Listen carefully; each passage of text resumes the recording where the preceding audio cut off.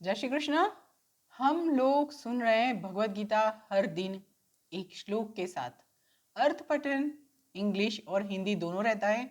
आज मैं आपको बता रही हूँ अध्याय 13 का सारांश, समरी। जरूर से सुनिए, शेयर अवश्य करिए। चलिए। ओम श्री गणेशाय नमः। ओम एम सरस्वत्यै नमः। ओम श्री सद्गुरुदेवेभ्यो नमः। श्री कृष्ण शरणम मम।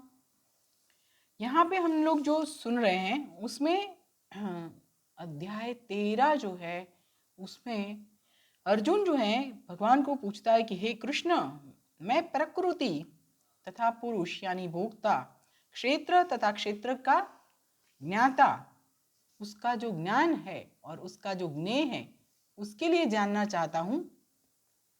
तब पूर्ण पुरुषोत्तम श्री कृष्ण भगवान बोले कि हे कुंती पुत्र, ये शरीर जो है वो क्षेत्र है और जो शरीर को मतलब कि क्षेत्र को जानने वाला जो है वो क्षेत्रज्ञ है। यहाँ पे उससे आगे कि हे भारत, तुमको ये जानना चाहिए कि मैं भी सर्व शरीरों का ज्ञाता हूँ और ये शरीर जो है उसका जो ज्ञाता है उसको जान लेने का अर्थ ही ज्ञान है। ये मेरा मंतव्य है। और फिर आगे बताते हैं कि अब तुम मेरे पास से ये बात सुनो संक्षिप्त में कि कर्म क्षेत्र क्या है और उसका बंधारण किस प्रकार का है, उसमें क्या चेंजेस होते हैं और कहाँ से उत्पन्न होता है, और कर्म क्षेत्र को जानने वाला कौन है और उसका प्रभाव क्या है। विभिन्न ऋषियों ने विभिन्न वैदिक ग्रंथों में कार्य के क्षेत्र तथा कार्य के ज्ञाता का ज्ञान का वर्णन किया है और खास करके वेदांत सूत्र में कार्य कारण का जो सर्व उद्देश्य सहित उसको प्रस्तुत किया गया है। 5 महाभूतों मिथ्या अहंकार, बुद्धि, अव्यक्त, 10 इंद्रियां तथा मन, 5 इंद्रिय विषय। यहाँ पे 5 इंद्रिय विषय की बात है और दूसरी जो बात हो रही है उसमें मैं आपको बता देती हूँ कि ये बात मैं भागवत पुराण में भी आपको बता रही हूँ। यहाँ पे उसका कनेक्शन है, प्लीज सुनिए। पुरंजन चरित्र चालू है, उसमें आप ये बात सुनेंगे, सुनिए समझिए। 10 इंद्रियां तथा मन, 5 इंद्रिय विषय, इच्छा, द्वेष, सुख, दुख, संघात, चेतना और धैर्य, ये सर्वे को संक्षिप्त में कार्यों के क्षेत्र तथा उनकी अंतर क्रिया, उनको विकार कहा जाता है। महर्षियों ने वैदिक सूक्तों और वेदांत सूत्रों के प्रमाणभूत कथनों के आधार से इस जगत के घटक तत्वों का निरूपण किया है। प्रथम पृथ्वी, जल, अग्नि, वायु तथा आकाश, ऐसे 5 महातत्व महाभूत है। फिर अहंकार, बुद्धि तथा 3 गुणों की अव्यक्त अवस्था आती है। उसके बाद नेत्र, कान, नासिका, जीभ तथा जीभ यानी जिह्वा तथा त्वचा, ये 5 ज्ञानेंद्रिय आती है। उसके बाद 5 कर्मेंद्रिया, वाणी, पैर, हाथ, गुदा तथा जननेंद्रिय।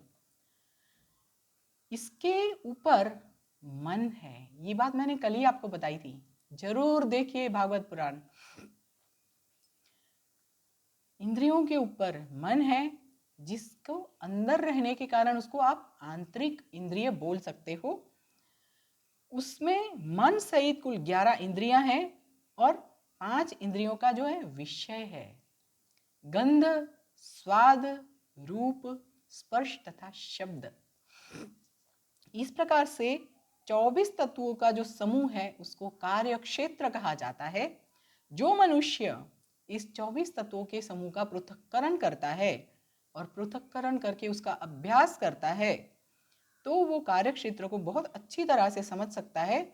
उसके बाद आता है इच्छा, द्वेष, सुख और दुख, जो कि आंतर क्रिया है, विकार है, और स्थूल देह की 5 महाभूतों की जो अभिव्यक्तियां है।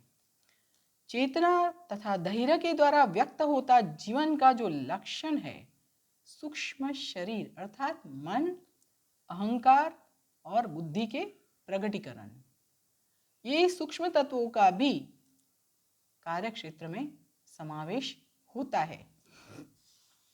यहाँ पे ये जो बात हो रही है, ये बात भागवत पुराण में मैं बता रही हूँ, जरूर से सुनिए।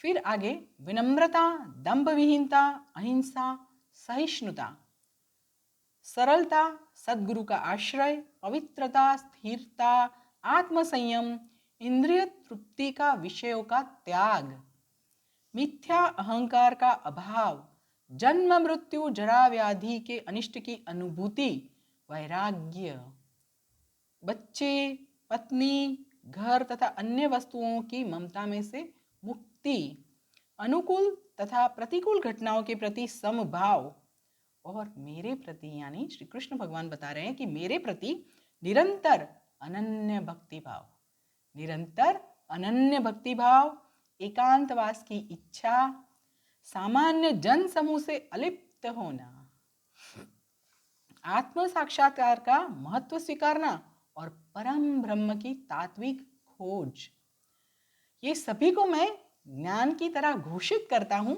और इसके सिवा जो कुछ भी है वो सभी कुछ अज्ञान है। श्री कृष्ण भगवान ये बता रहे हैं आगे, आध्यात्मिक जीवन में प्रगति करने के लिए पवित्रता, शौचम अनिवार्य है। पवित्रता के दो प्रकार होते हैं, एक आंतरिक, दूसरी बाह्य। बाह्य पवित्रता यानी स्नान करना, परंतु आंतरिक पवित्रता कैसे लाएंगे? कंटिन्यूअसली सतत कृष्ण भगवान का चिंतन और मंत्र का कीर्तन करना जरूरी है। मिथ्या अहंकार का अर्थ है कि हम जो हैं वो शरीर है ऐसे मानना, ये मिथ्या अहंकार है।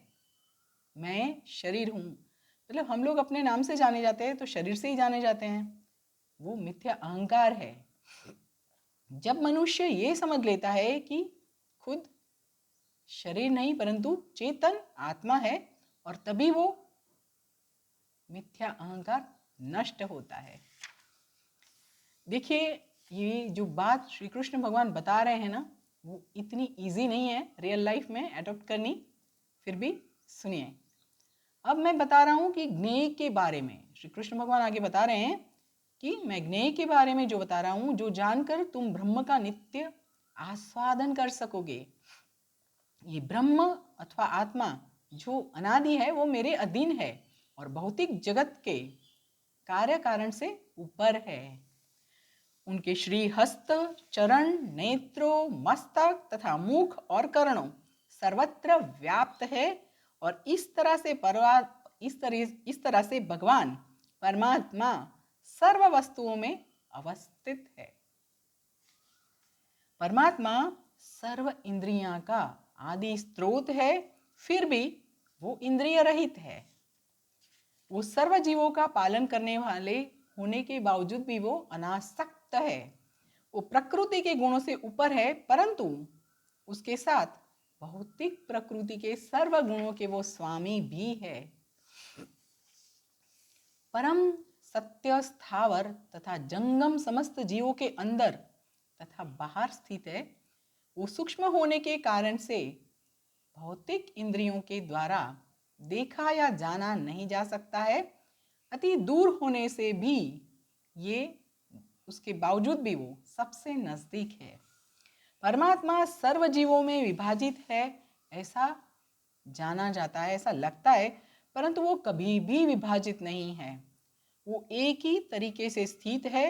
वो हर एक जीव का पालन करता है और फिर भी वो सर्व के संहारक है और सर्व को जन्म देने वाले हैं।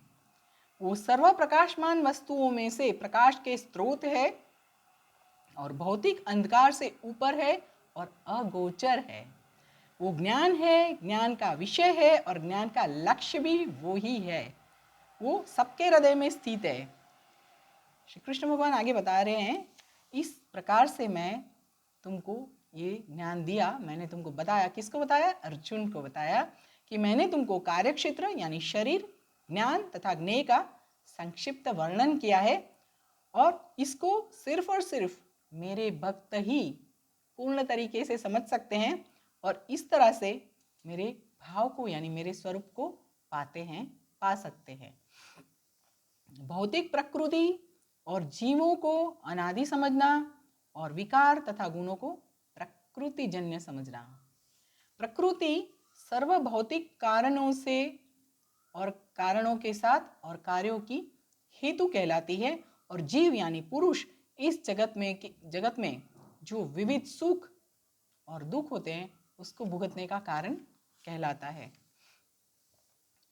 इस प्रकार से जीव प्रकृति के 3 गुणों को भुगतता हुआ प्रकृतिमय जीवन जीता है। ये भौतिक प्रकृति के साथ का संग के कारण से होता है, और उस तरह से वो विभिन्न योनियों में इष्ट और अनिष्ट प्राप्त किया करता है। जीव एक शरीर में से दूसरे शरीर में कैसे देहांतर करता है ना, ये समझने के लिए ये श्लोक बहुत इंपॉर्टेंट है। जैसे दूसरे अध्याय में बताया था भगवत गीता के कि मनुष्य जैसे वस्त्र बदलता है उसी तरह से शरीर भी बदलता है। ये वस्त्र का जो परिवर्तन है जीव की भौतिक जीवन के प्रत्यय की जो आसक्ति होती है ना, उसी लिए होता है। और जब तक जीव इस मिथ्या जगत पर मुग्ध रहता है तभी तक उसको सतत कंटिन्यूअसली देहांतर करना पड़ता है, यानी देह बदलना पड़ता है। यहाँ पे भौतिक इच्छाओं के प्रभाव से वो कभी देव, कभी मनुष्य, कभी पशु, कभी पक्षी, कभी कीड़ा, कभी जलचर, कभी संत, कभी मच्छर की तरह जन्म लेना पड़ता है। ये चला ही रहता है, चलता ही रहता है, और हर एक परिस्थिति में जीव परिस्थिति का स्वामी है, इस तरह से अपने को मानता है, और सब कुछ भौतिक प्रकृतियों के प्रभाव के नीचे ही होता है। यहाँ पे हम जैसी कामना के साथ जिएंगे वैसा ही बनेंगे, ये बात भी भगवत गीता में बताई गई है। यहाँ पे ये भी बताया गया कि ये देह में एक अन्य दिव्य भोक्ता है जो कि ईश्वर है, सर्वोपरि स्वामी है, और साक्षी तथा अनुमति देने के लिए हमेशा हाजिर रहता है। उसको परमात्मा कहते हैं, भगवान कहते हैं। जो मनुष्य प्रकृति, जीव तथा प्रकृति के गुणों के अंतरक्रिया संबंधित इस तत्व ज्ञान को अगर समझ लेता है तो वो निश्चित ही मुक्ति पाता है। फिर वर्तमान स्थिति उसकी कुछ भी हो, उसका पुनर्जन्म नहीं होता है। थोड़े सारे मनुष्य और कोई मनुष्य ऐसे भी होते हैं कि परमात्मा को ध्यान के द्वारा अपने अंदर देखते हैं, और अन्य कोई मनुष्य ऐसे भी होते हैं कि ज्ञानोपार्जन के द्वारा और दूसरे निष्काम कर्म के द्वारा भगवान को देखते हैं। यहाँ पे सबकी अलग अलग स्टाइल रहती है मनुष्यों की, कोई ध्यान से, कोई कर्म से, इस तरह से भगवान को देखता है। ऐसे भी लोग हैं जो कि आध्यात्मिक ज्ञान के जानकार नहीं होते हैं, पर बहुत लोगों से, मतलब अन्य लोगों से परम पुरुष के लिए श्रवण करके उनकी उपासना करने लगते हैं, और वो लोग भी अधिकारी पुरुषों के पास से श्रवण करने की वृत्ति रखने के वजह से जन्म तथा मृत्यु का मार्ग पार करते हैं। आगे बताते हैं श्री कृष्ण भगवान की चल तथा अचल जो कुछ भी तुमको अस्तित्व में दिख रहा है वो सभी कुछ कार्यक्षेत्र तथा क्षेत्रज्ञ का संयोग मात्र है, मल्टीप्लिकेशन। जो मनुष्य परमात्मा को सर्व शरीरों में आत्मा के साथ ही रहा हुआ जानता है और ऐसे समझता है कि इस नश्वर शरीर में रहा हुआ न तो आत्मा न तो परमात्मा कभी भी नष्ट होता है। नश्वर शरीर में जो आत्मा परमात्मा है वो कभी भी नष्ट नहीं होता है। वही मनुष्य वास्तव में सत्य समझता है, सत्य देखता है, सत्य फील करता है। जो मनुष्य परमात्मा को सर्वत्र तथा जीव मात्र में समान रूप से हाजिर रहा हुआ देखता है वो अपने मन से किसी भी मनुष्य को और अपने आप को अधःपतित नहीं करता है, और उसी तरह से वो दिव्य गति प्राप्त करता है। जो मनुष्य ऐसे देख सकता है कि सर्व प्रवृत्तियां जो हैं वो देह के द्वारा की जाती है और देह का सर्जन तो भौतिक प्रकृतियों के द्वारा हुआ है और ऐसे ही दिखता है कि आत्मा तो कुछ नहीं करती है। वही मनुष्य सही में सत्य देखता है।